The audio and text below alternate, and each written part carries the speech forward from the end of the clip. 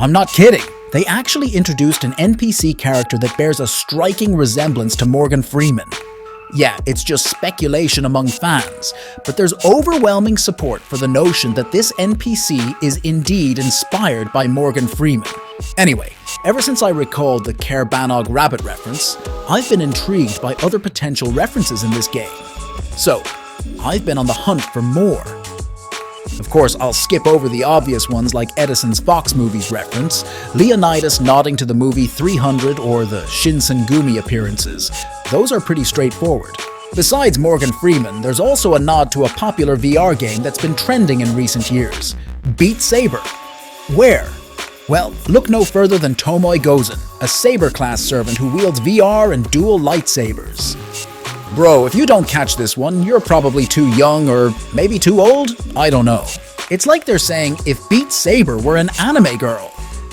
Yeah, Japan thing, no need to worry. But that one might seem a bit too obvious. However, in the event trailer itself titled Servant Summer Camp, Chaldea Thriller Night, there are plenty of hidden horror references. And I bet you don't know it, so can you spot them all?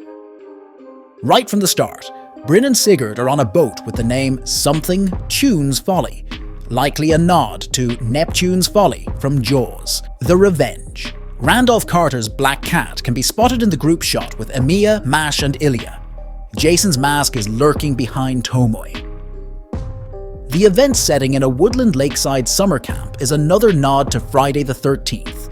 The TV Tomoe is playing in front of matches the one Sadako crawls out of, and the axe in the stump behind Prince Lanling is straight out of The Shining. Well, I guess they really wanted us to pay attention to every frame of the trailer. I ain't gonna refuse though. All of the references seem very tiny and focused on the background details. But this one, we have to look behind the voice and the lore. Sigurd mentioned that his version of Fafnir has blue eyes with silver-white scales. We've never seen it directly. However, we saw Siegfried's version of the dragon Fafnir, and it doesn't match what Sigurd described. But if you search the internet for Sigurd's dragon description, what pops up is the monster dragon owned by Seto Kaiba from the Yu-Gi-Oh! Series. Funny enough, Sigurd is voiced by Kenjiro Tsuda, who also voiced Seto Kaiba. Okay, that might have been a bit hard, but this one, you can't possibly miss. Emiya Alter's design bears a striking resemblance to Pucci from Stone Ocean. For his final ascension, he even strikes a JoJo-like pose. Just watch out if he starts praying while spouting nonsense about gravity. I know you guys want more JoJo references, right? Summer Osakabi Hime's line when you have Kiyohime, any version, in your roster is a direct nod to JoJo's Bizarre Adventure. Golden Wind, where she says, "You can tell I'm lying even without licking my sweat," when lying about her draft for their dojin. Still on JoJo, we all know from his voice that Ozymandias has the same VA as Dio. Well, many fans even named him Ozymandio, and in my opinion, some of his behavior does resemble Dio in the JoJo series.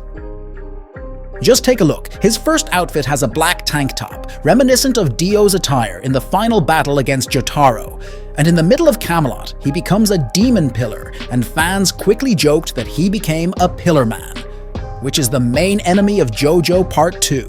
Then for her debut Halloween event, Cleopatra explained that it wasn't her that dropped a pyramid on top of Sete Castle, and Ozymandias suddenly shouts, "It was me!" I think we all know the Dio reference here. Okay, let's move on to our mommy here. Lancer Rikū's Stage 2 outfit gives off strong vibes of Tsukabandeka. It's a 1985 TV series adapted from a Japanese manga of a schoolgirl who uses a metal yo-yo to fight crime.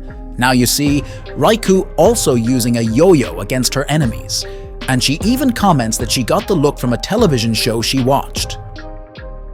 Moving on to another woman, the illustrator of Hinako Akuta and Consort Yu said that the book that Yu is always reading, as Akuta is titled, The Silent Wolf.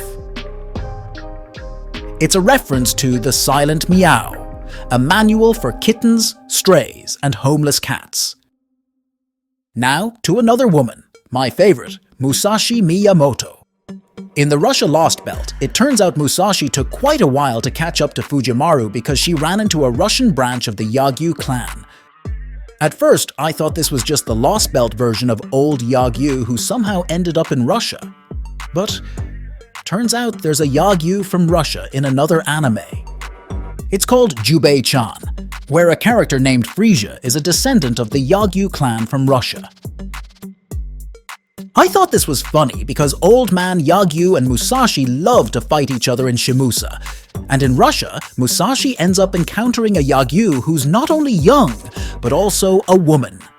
And they still end up fighting. While talking about Musashi, I've heard a lot that Musashi's skill, Battle Continuation EX, is a skill where she tries to survive if the enemy is too strong. But this is different from what you might imagine.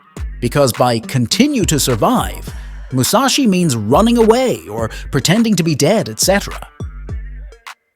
Many people say this is a direct reference to the Joestar family's emergency move. Okay, back to the Russia Lostbelt. While discussing strategies on how to defeat Anastasia during the first Lostbelt, Billy the Kid points out that if it bleeds, you can kill it. For you lovers of old movies, you'll definitely recognize that line. It's one of the most popular quotes from the main character in the movie Predator. Of course, there are still many entertainment media references in this series. Let me just mention the rest that you might not know. Like Peperoncino, Scandinavia's character design is based on Ken Morioka, the late member of the Japanese electronic group Soft Ballet. Romulus's fighting stance is the Praise the Sun pose from Dark Souls. The servants from Greek are inspired from Saint Seiya. Santa Nightingale is inspired from Mary Poppin, and many more. I can't possibly mention everything, but if you want, I can probably make a part 2. Now hit subscribe or Tomoe will sneak over to your house to play games at 3 AM.